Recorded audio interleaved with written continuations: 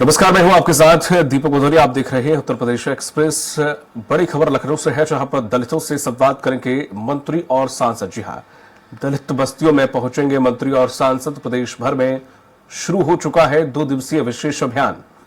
BJP की लोकसभा चुनाव से पहले दलितों को जोड़ने की कवायद संत गा चुके के बाद आज रविदास जयंती का कार्यक्रम भी है। बीजेपी एससी मोर्चा ने विभिन्न जिलों में कार्यक्रमों का आयोजन किया। दलितों से संवाद करेंगे मंत्री और सांसद। दलित बस्तियों में पहुंचेंगे मंत्री और सांसद। अधिक जानकारी के साथ पवन सिंह लाइव हमारे सहयोगी जुड़ गए हैं। पवन, जिस तरह से देखा जाए, ये जो दलित लोगों में पहुंचेंगे मंत्री विधायक, वहां पर रुकेंगे, ये अभियान 2 दिवसीय शुरू किया गया है। मकसद क्या है, रूपरेखा क्या तय की गई है, क्या क्षेत्र विशेष तय किया गया है, क्या कुछ प्रकार से ये कार्यक्रम जो है वो आयोजित हुआ है? जी दीपक, देखिए, उत्तर प्रदेश में पहले से ही भारतीय जनता पार्टी दलितों को अपने साथ जोड़ने के लिए बहुत सारे अभियान चला चुकी है। बहुत सारे ऐसे उनके योजना चल रहे हैं जिससे दलितों को अपने साथ जोड़ा जा रहा है। और सामने पार्लियामेंट्री चुनाव है 2024 का। उससे पहले भारतीय जनता पार्टी, अभी इससे पहले संत गडागे जी का जो उनका कार्यक्रम था, उसमें बहुत सारे कार्यक्रम आयोजित किए। और आज संत रविदास की जयंती है, जिस अवसर पर भारतीय जनता पार्टी का एससी मोर्चा पूरे प्रदेश भर में कार्यक्रम आयोजित कर रहा है। और इस कार्यक्रम के साथ साथ प्रदेश के जितने मंत्री हैं और जितने भी उनके मुख्य पार्टी के नेता हैं, उस सभी लोग दलितों के बीच में जाएंगे। ये 2 दिवसीय अभियान चला रहे हैं, दलितों के बीच में जाएंगे, उनसे बात करेंगे। और उनसे संवाद करने पर जो भारतीय जनता पार्टी की केंद्र सरकार की या उत्तर प्रदेश की जो योजनाएं चल रही हैं दलितों से संबंधित, या अन्य जो योजनाएं चल रही, जिसका लाभ उनको मिल रहा है, या अगर लाभ नहीं मिल पा रहा है तो उसकी व्यवस्था बनाएंगे। सबसे बड़ी बात है दीपक की, भारतीय जनता पार्टी इससे पहले भी दलितों का साथ ले चुकी है। उसके दलितों के वोट मिलने से भारतीय जनता पार्टी का वोट ऑफ परसेंटेज बढ़ा था। और इस बार भी वो दलितों के बीच में जाकर उनसे बात कर, संवाद कर अपने वोट ऑफ परसेंटेज को बढ़ाने की पूरा प्रयास कर रही है। आपको बताएं, सबसे बड़ी बात है कि इससे पहले यहाँ 17 सीटें आरक्षित थी, जिसमें 14 सीटें भारतीय जनता पार्टी के खाते में है। तो आप देखने वाली बात है कि भारतीय जनता पार्टी इससे पहले भी दलितों को साध चुकी है और अपने साथ जोड़ रखी है। और उनको और परसेंटेज बढ़ाने के लिए लगातार इनके मंत्री, विधायक, बहुत सारे सांसद, सभी लोगों को उनके बीच में भेजा जा रहा है। उस अभियान के तहत उनको जोड़ा जाएगा, उनसे संवाद किया जाएगा। और अगर उनके मन में कोई बात है, कुछ जो लोग इनसे छूटे पड़े हैं, उनको किस तरह से जोड़ा जाए, कौन सा ऐसा जो है प्लान किया, उस चीज को जानने के लिए सभी लोग इस 2 दिवसीय अभियान में प्रदेश के विभिन्न इलाकों में जाएंगे, प्रवास करेंगे और उनसे संवाद करेंगे।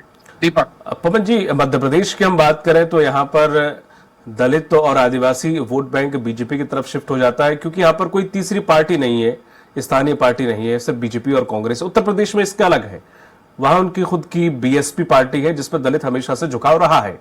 और हाँ, हालांकि कुछ दिनों से हम देखें तो कहीं ना कहीं दलित वोट थोड़ा सा शिफ्ट हुआ है बीजेपी की तरफ, नहीं तो अन्यथा बीजेपी के अलावा ये तो सपा की तरफ शिफ्ट होता था या फिर मायावती की तरफ शिफ्ट हो जाता था।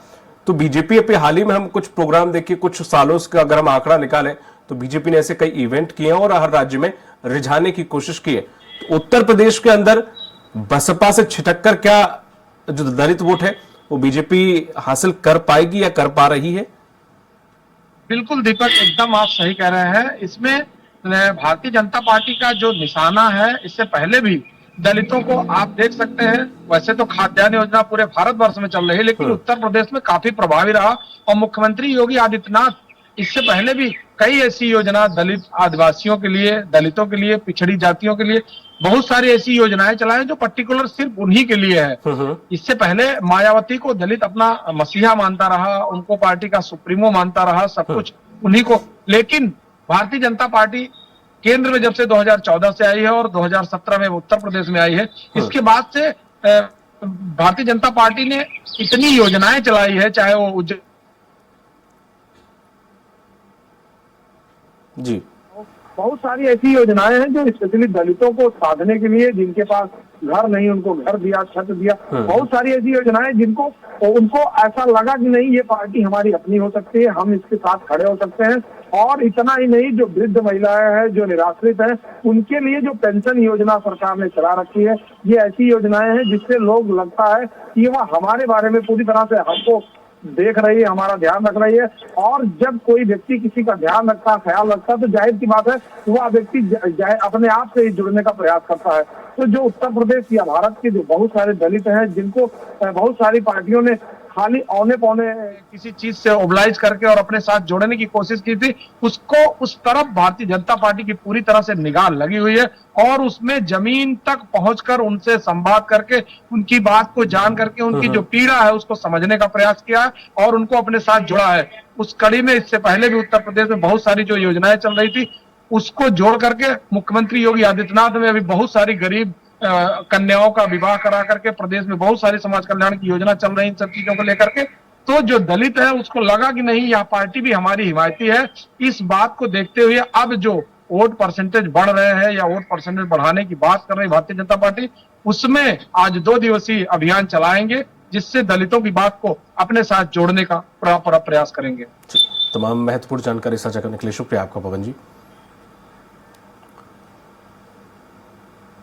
तो दलित बस्तियों में पहुंचेंगे मंत्री और सांसद